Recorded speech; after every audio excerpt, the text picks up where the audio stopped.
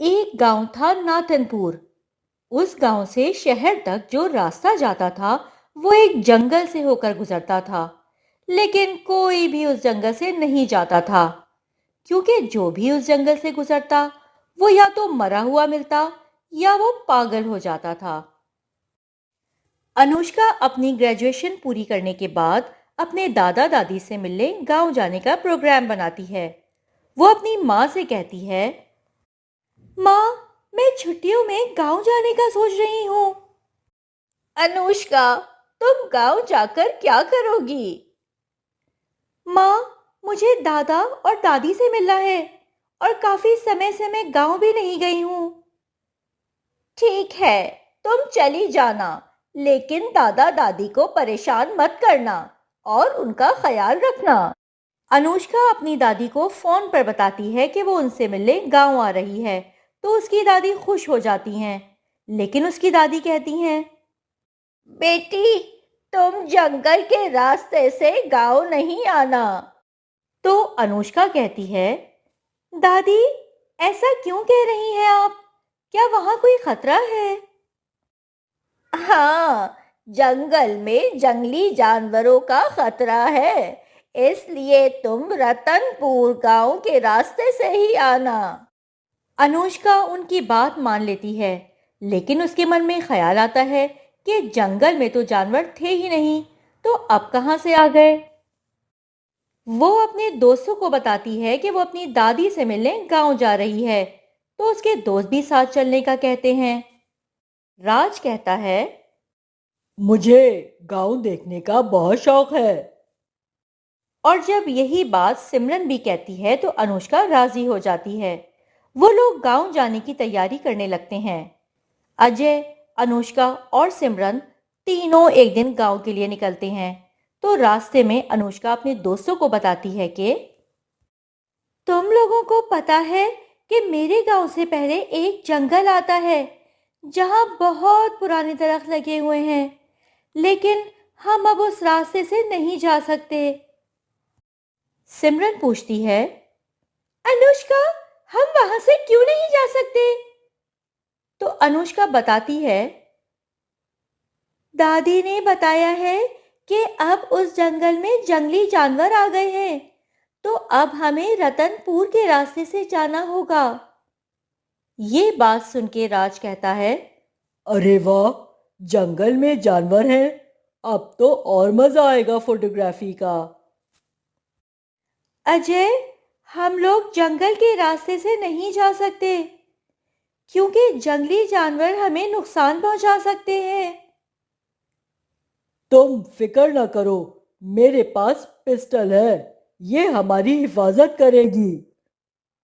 इसके बाद अजय ने गाड़ी जंगल के रास्ते की तरफ कर ली और वो शाम ढलने तक जंगल के पास पहुंच गए। जंगल की खामोशी में एक खौफ झलक रहा था। वो तीनों जंगल में दाखिल होते हैं तो उन्हें ऐसा लगता है जैसे कोई उन्हें देख रहा है।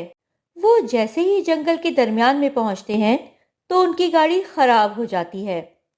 अजय बहुत कोशिश करता है, लेकिन गाड़ी स्टार्ट नहीं होती। वो तीनों थक कर वहीं बैठ जाते हैं। जंगल में फोन का नेटवर्क भी नहीं आ रहा था। मैं आसपास देखता हूँ, अगर कोई मैकेनिक मिल जाए तो। हम भी साथ चलते हैं। नहीं, तुम दोनों गाड़ी में बैठ जाओ और दरवाजे लॉक कर लो। फिर अजय जंगल में अंदर की तरफ बढ़ गया।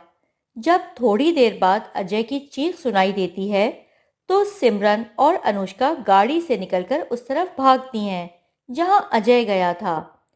और जब वो वहां पहुंचती हैं तो खौफ के मारे उनका रंग उड़ जाता है। उनके बिल्कुल सामने अजय की सरकटी लाश पड़ी थी। सिमरन भागकर अजय की लाश पर जाती है और उसका पिस्तौल अपने हाथ में ले लेती है और इधर उधर देखती है तो उसे कोई नजर नहीं आता। सिमरन अनुष्का का हाथ पकड़कर उसे गाड़ी की तरफ ले जाती है। अनुष्का को अजय की मौत का सदमा लगा था। वो बिल्कुल खामोश हो गई थी। अब सिमरन को ही कुछ करके वहां से निकलना था। वो अनुष्का को जोर जोर से हिलाती है तो अनुष्का होश में आ जाती है और होश में आते ही वो डर के मारे रोने लगती है। हमें यहाँ से जिंदा निकलना ही होगा, इसलिए हमें बहुत एहतियात से काम लेना होगा। मैं कोशिश करती हूँ गाड़ी को ठीक करने की। अनुष्का, तुम गाड़ी में बैठो और नजर रखो। और फिर सिमरन गाड़ी ठीक करने की कोशिश में लग जाती है। अचानक सिमरन के पीछे से एक सरकटा इंसान नजर आता है। उसके हाथ में एक तलवार होती है जिस पर खून लगा होता है। अनुष्का ये देखकर दंग रह जाती है। उसकी आवाज ही नहीं निकलती। वो डर के मारे बस हाथ से इशारा करती है और सिमरन समझ नहीं पाती कि वो क्या कहना चाह रही है। वो सरकटा करीब आता है और एक ही बार में सिमरन का सर काट देता है। अनुष्का ये देखकर बेहोश हो जाती है।